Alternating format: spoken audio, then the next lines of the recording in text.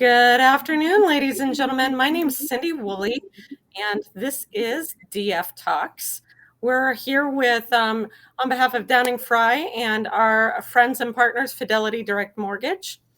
I'd love to introduce Brett Carter, who is the Vice President or Senior Vice President of Business Management, Business Development.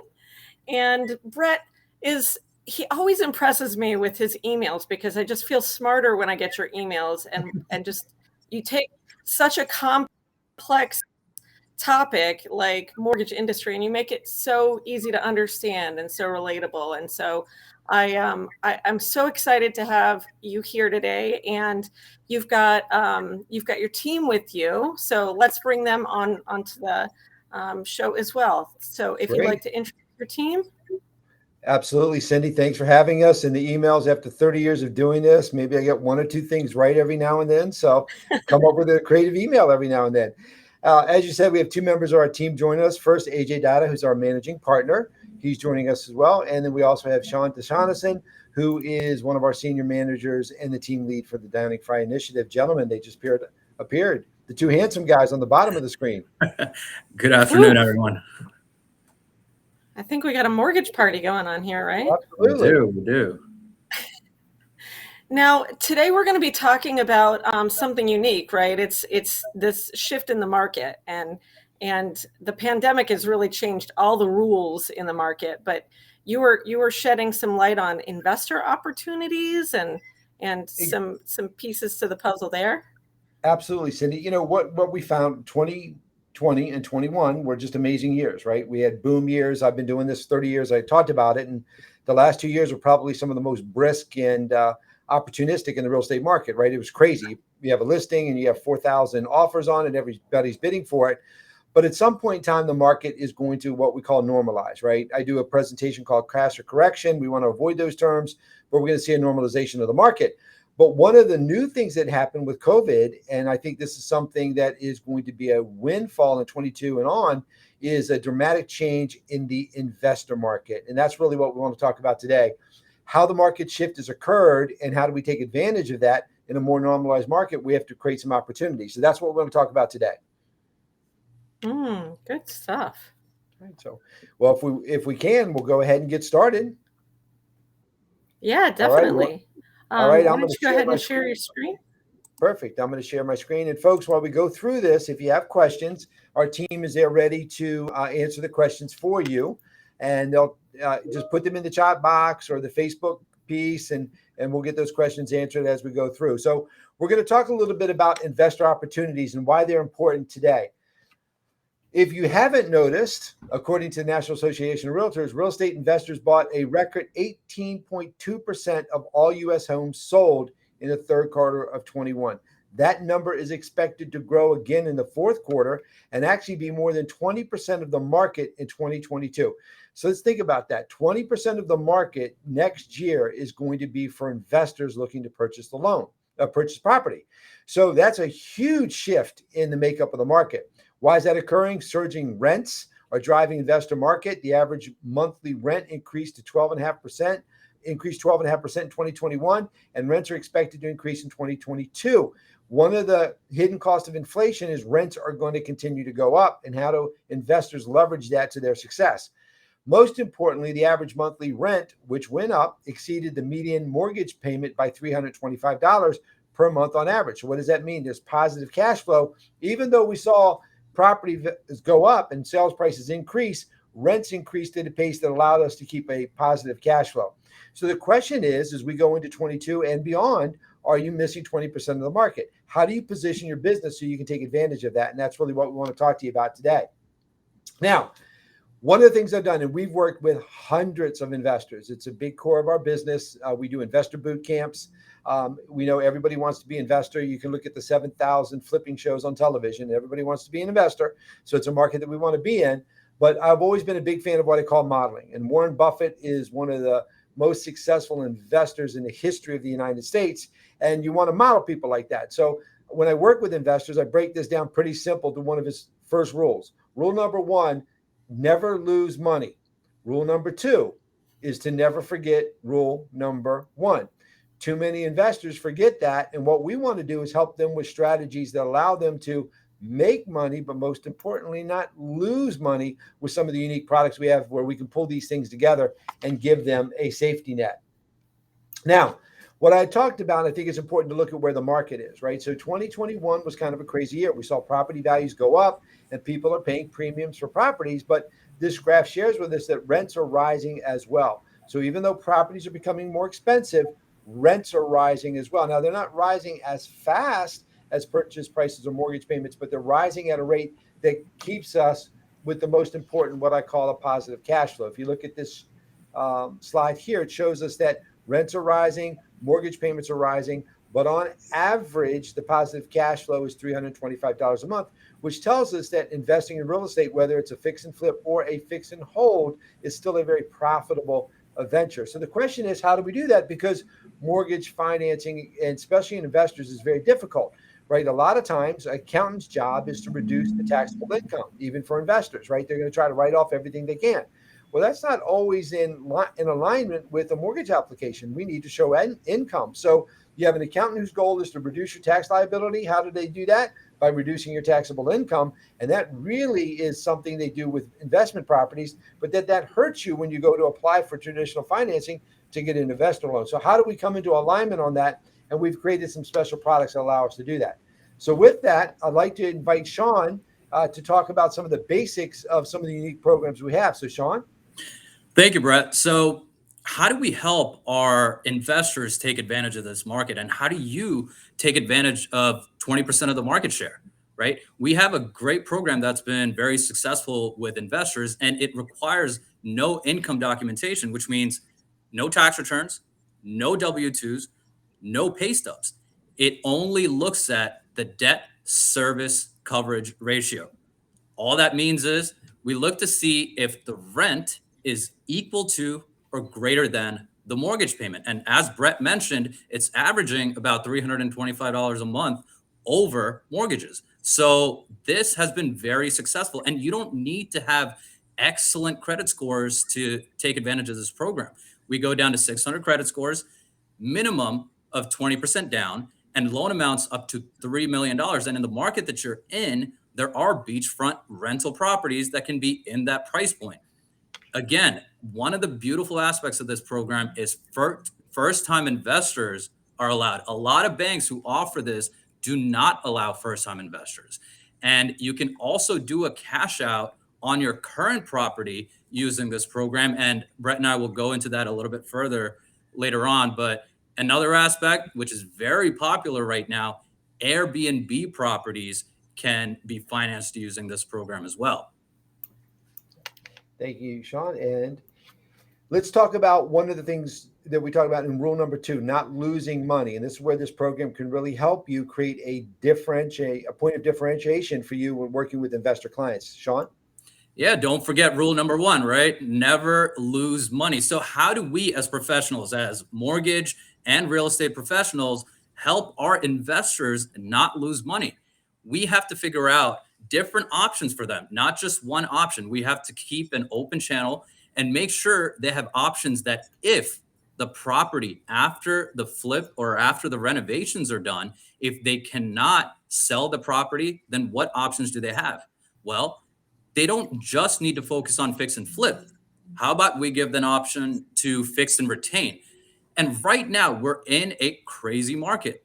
Sales prices are higher than they've ever been. And as Brett mentioned earlier, it's going to normalize, right? Not slow down. We don't want to scare our investors. It's going to normalize. What that means is maybe once the renovation is done, the property is not worth as much as they expected it to. So what do? They use the DSCR method to refinance, take the cash out, and move on to the next project. And some investors, when they're going through the renovation process, they get emotionally invested. They fall in love with that property and they don't want to sell. So in that case, use the same method, DSCR, refinance, cash out, and on to the next one. What's interesting is part of the reason in 2020 and 2021, we've learned new terms, but builders now, and we do work with a lot of builders, they're doing what they're called building to rent, right? So you would think all builders want to do is build and sell, build and sell. But we work with several mid-cap size builders that their strategy now is build and rent. They're doing build and sell, right? But they're also now keeping some of that inventory because of the positive cash flow on the renting side. And we should talk to our flip investors as well. You want to create income, you want to do that, but let's look at long-term income solutions for you as well.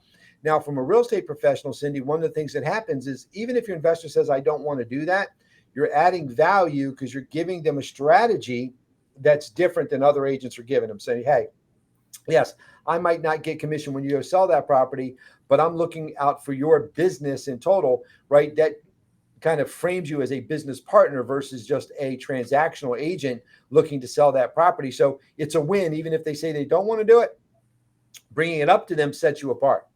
And a great Definitely example. a relationship builder, right? Absolutely. You set yourself as the expert. Absolutely. And, a great example of that was the market crash in 2007, 2008, where a lot of folks ended up foreclosing or short selling on property and lost a bunch of money. But there were smart investors who kept those properties. They refinanced, they kept those properties, and years later, they sold it and made a profit. And this is a great way to keep those properties, refinance out, keep it as a rental, and eventually, when the market goes up even higher, they can sell and make money. What's interesting about that, and I'll just give everybody kind of a side story, right? You always want to follow where the smart money goes. So before the banking crisis and the mortgage crisis, and the same guys are working at Bear Stearns and Shearson Lehman and all these other companies, where all of a sudden, real mortgages aren't worth anything, real estates aren't worth anything. Bear Stearns closed, Shearson closed. Those same folks went to work at Fortress and Citadel and started buying all the real estate, right? So wait a minute. You're telling you when you work for this company, it's not worth anything, but you go start a hedge fund and start buying everything, right? So, I was telling clients back then, well, I'm underwater, I'm going to get out of it. I'm like, no, just make the payments that you're making because it's going to recover. Real estate always recovers. But to Sean's point, a lot of times with investors, they can't allow their capital to stay embedded in that asset. So if we can give them the opportunity to take that capital back out of that asset and get a positive cash flow, they don't need to take a cash hit, and they can hope for the market to recover while they're getting positive cash flow from the positive rental income that they're getting. So that's a win-win. So you have to keep rule number 2 in place, right? Don't lose money. Here's a way that you can not lose money and hold the property and get a positive cash flow and pull the money out of it. So it's a win-win. Okay. AJ, I know we had some questions pop up, I think. AJ, you still with us? Yep. Oh, no, he is. Sorry. Yeah, sorry about that. I've had some technical issues. So, yes, so some of the questions that came in. Yep. We have 1 or 2 questions. Let's get these answered, AJ, if you could. Yeah, sure thing. One of the questions was people who have paid cash already. I think you touched on it, but someone said they wanted to get a little bit more details on that.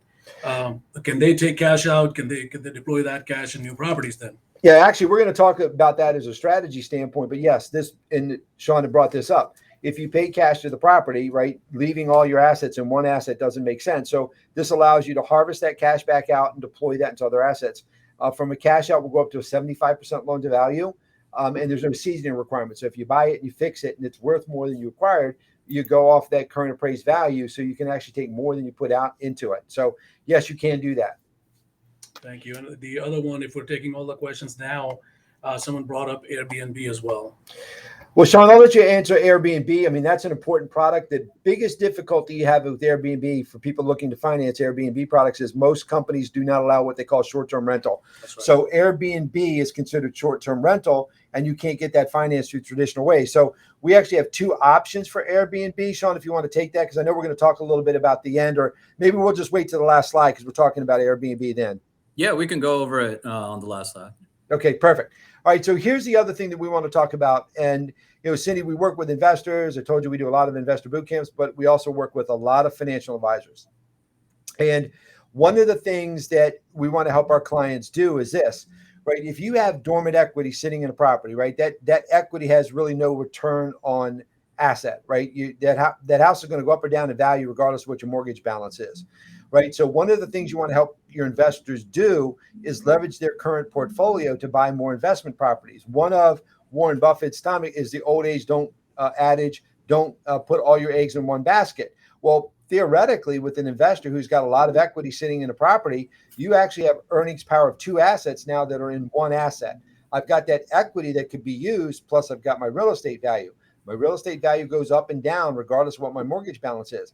But if I'm able to take that cash out and then buy new investment properties, I've reduced my risk by spreading my risk out of different assets called asset allocation. I'm just doing it to real estate. And then also I've taken my cash out of the property. So if it goes underwater, my cash is still out of the property. I can use that to buy more investment properties. And when the market recovers, then I've recovered it. So we do have a strategy where you can leverage your current portfolio to buy more investment properties. You harvest the current equity out of your property tax-free. You don't pay taxes on loan proceeds. Now, the interest deduction may be different, but you don't pay taxes on cash out. So that money comes out to you tax-free. Creates a cash flow management and opportunity. So what you want to do is you want to work with your investors and say, hey, here's what your property's worth today. Here's what it's rented for. You give that proposal to Sean. We come back to you and say, this is how much cash you can harvest out of that property. And then you give them options and say, here are properties you could buy with that cash. Here's what they rent. We know you're going to qualify for them because you're only qualifying based on the rent. And now you're giving them opportunities, right? They're having a hard time finding them. Now you can say, here's your cash, and here's 2 or 3 properties that you can buy with a positive cash flow. So you stay positive cash flow, you have cash management, you harvest your equity out of your property. So now it's working for you. I've reduced your risk and given you the opportunity to make more money. That's really adding value to your clients. This is one of the best strategies we have. All right, next thing, and this goes back to AJ's question we popped up, Airbnb. Look, this is a fast-growing phenomenon. Airbnb is expected to explode. 14,000 new hosts join Airbnb each month. So this is a market you want to play in. So Sean, if you could take the lead here. Yeah, absolutely. I mean, it's a tremendously popular and growing market share, right? And as we know, I mean, questions are coming in, so everybody's thinking about it. And Airbnb, especially since COVID started, it has been a great option for people because people have chosen to rent an Airbnb instead of renting a room at a busy hotel. And you get a 3 or 4 bedroom house through Airbnb, and you're surrounded by family and friends. Most of these houses have pools, they have a game room, they have a bar, they have stocked kitchens. You have everything that you need and not have to worry about going anywhere. And you can find an Airbnb next to the beach, or you can be in the middle of the city if you want to, anywhere you want. And a lot of these properties allow you to bring your pets so you can travel with your 4-legged companions if you want to. And the beautiful thing about Airbnb is the rent from Airbnb tends to be higher than a long-term rental. So people are building equity very quickly, and $9,600 annually is what people are averaging as net rental, net income afterwards. Smart investors are putting that money right back into the property and building equity. So how do you harness that equity? Just as Brett mentioned, tap into it. You use the DSCR method, take the cash out, and you can maybe buy 1, 2, 3 more properties. And especially if people purchase these properties with cash, there is plenty of equity sitting there that they can tap into and build that portfolio. And investors are not looking for small residual income. They're looking for long-term investments. They're looking to build generational wealth. One of the best ways to build generational wealth is through real estate. And Airbnb right now is a huge part of that market. And, as Brett mentioned, 14,000 new hosts monthly in 2021. Florida, the market that you're in, is one of the top 5 spots for Airbnb rentals. So you're in a prime market to take advantage of this. Right. And this is going to grow. Like you said, 14,000 a month in 21. That's expected to go up in 22. And Sean made an important point. We're one of the few lenders that will allow you to take cash out of an Airbnb property based on the rent that you're receiving. So you can take that money out and buy more Airbnb property. So this is a market we want to participate in as agents. The challenge is finding financial solutions for them because it's very difficult. A lot of people don't understand the Airbnb market yet. So there's not a lot of lending products out there for them. And so we have tailored this specifically for this market and create some opportunities for you. So one of the points that you have, Cindy, is this, right? How can we help our investors leverage their cash flow more effectively? How do we help them qualify easier, right? So they can get the best of both worlds. I can use my accountant to reduce my income as much as I possibly can so I don't have to pay taxes on it, yet I can use the same rent I'm giving to qualify for as much as I can so I can buy new properties, right? That's the best of both worlds, right? Where do you get that, right? So we kind of built the product to do that. So go ahead and let your accountant do what they want. And then, by the way, we're going to let you qualify based on the rent you receive. So write off all you can, but we'll still let you buy more properties because we know that's what's the important part of it is, does the cash flow work? If the cash flow works and we can verify that, then we can do the deal for you. I think that's amazing, and I want to point out one more thing though that our agents need to remember is that, you know, when an opportunity kind of pops up, you might miss it if you haven't built the relationship. So, you know, I think one of the things that's impressed me the most with your team is the willingness to just build those relationships. And, you know, there's not a deal tomorrow, there's not a deal on the table this week, but, you know, we know that you're going to be around and help educate the realtors and their customers and be a part of our team. So I just wanted to bring that up as a real compliment too. Well, thank you, Cindy. We're very excited to be a part of the team. And like I said, if you have any questions, reach out to us. You know, when we think about these, the last thing I will leave with our agent partners, right? One of the things we talk about is building what I call the power sphere. Where do I get referrals from that aren't your traditional real estate marketing, right? This opens up doors for you with financial advisors, accountants, right? They have investor clients. Let them know that you specialize in investment properties and you have unique financial tools to help them meet their goals, right? Maybe you start pinging some financial advisors and accountants and say, you know what, this is what I do, because the market is going to normalize, right? It's not going to be as easy as it was in 2020 and 2021. We're going to have to look at finding opportunities. And where do we find those? There's an old adage I say all the time, there's riches in the niches. And this is a very effective niche that you can be very competitive in. There's riches. I know, right? Riches in the niches. There is one more question that we might want to answer before we take the lead. Is there a limit on the number of properties a borrower can do under this DSCR program? Sean? There isn't. That's one of the best parts of it. Under conventional financing, most not just investors, but Fannie and Freddie limit you to 10 finance properties. Right. With this program, you can have unlimited finance properties. And if someone has a portfolio, and this is something we've been able to do for investors who have a portfolio of properties that are paid off, that are free and clear, we've been able to refinance a lot of those properties, get the cash out, and help them purchase multiple properties to add onto their portfolio. So, no, that's a great question. I mean, it's literally unlimited properties that you can finance with this program. Yeah, unlimited. Thank you. Yep. Well, That good. sounds wonderful. Well, Cindy, thank you very much. Thank you so much for being here, and what a great presentation. I'd just like to remind the Downing-Frye agents, check your newsletters. Yesterday's issue of DF Agents went out, and we did have a survey to try and make sure that we're planning these opportunities at the best time, that you can tune in and participate. We'd love to get your input on topics that you'd like to hear about. And, you know, we would just love to hear your feedback overall on ways that we can help make our experience stronger for you and help you grow your business. So just want to say thank you to everyone for joining us today. And Brett, AJ, Sean, good to see you. And we'll just say goodbye. Have a wonderful afternoon. Nice seeing you. Bye, Thank you. Cindy. Thank you, everybody. Thank you.